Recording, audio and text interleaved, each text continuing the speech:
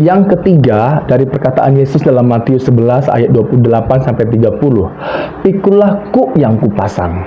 Yesus mengatakan bahwa pikulah kuk.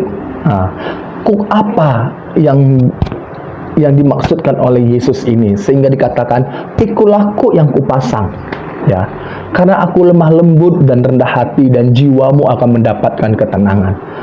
Kalau tadi dalam perjanjian lama, kuk itu menunjukkan bahwa hukum Taurat, ya, hukum, di mana hukum Taurat itu adalah mengandung 613, begitu bebannya berat.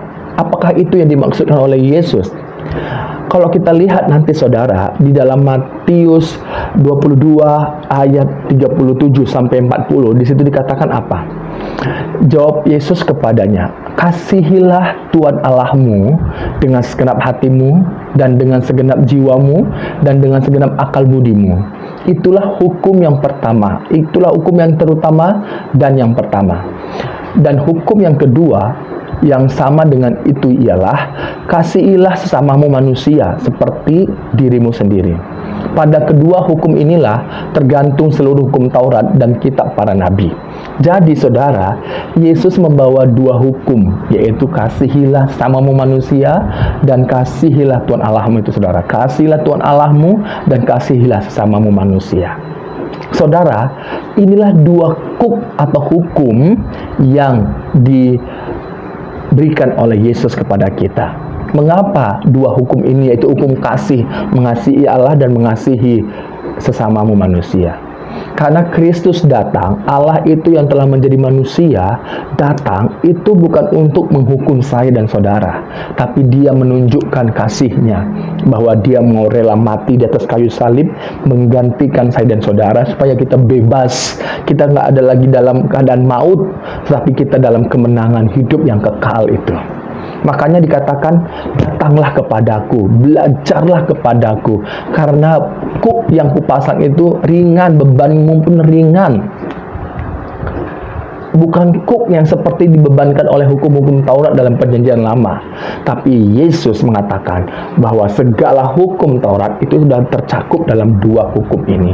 Kasihilah Tuhan Allahmu dan kasihilah sesamamu manusia. Kita nggak bisa menjalankan kasih kepada Allah tapi mengabaikan kasih kepada manusia, nggak bisa. Harus dua-duanya dilakukan.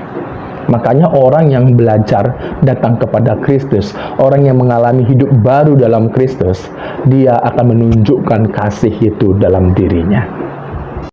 Perkataan yang keempat dari Matius 11 ayat 28 sampai yang ke-30, di mana belajarlah kepadaku, kata Tuhan Yesus. Yesus mengatakan bahwa belajarlah kepadaku karena Yesus yang telah membebaskan kita dari kutuk dosa. Yesus yang telah menyelesaikan semua hukum Taurat di atas kayu salib.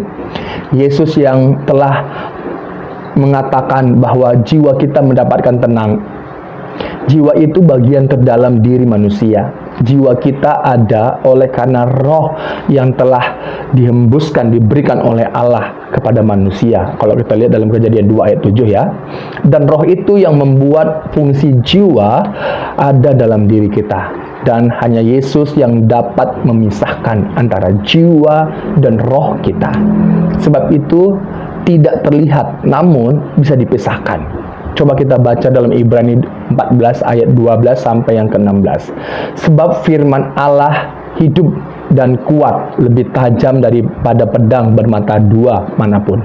Ia menusuk amat dalam sampai memisahkan jiwa dan roh, sendi-sendi dan sumsum. Ia sanggup membedakan pertimbangan dan pikiran hati kita, dan tidak ada suatu makhluk pun yang tersembunyi di hadapannya. Sebab segala sesuatu telanjang dan terbuka di depan mata Dia, yang kepadanya kita harus memberikan pertanggungjawaban. Karena kita sekarang mempunyai imam besar agung yang telah melintasi semua langit, yaitu Yesus, Anak Allah. Baiklah kita teguh berpegang pada pengakuan iman kita. Sebab imam besar yang kita punya bukanlah imam besar yang tidak dapat turut merasakan kelemahan-kelemahan kita. Sebaliknya, sama dengan kita, ia telah dicobai, hanya tidak berbuat dosa. Sebab itu marilah kita dengan penuh keberanian menghampiri tahta kasih karunia, supaya kita menerima rahmat dan menemukan kasih karunia untuk mendapat pertolongan kita pada waktunya. Tuhan Yesus memberkati saudara.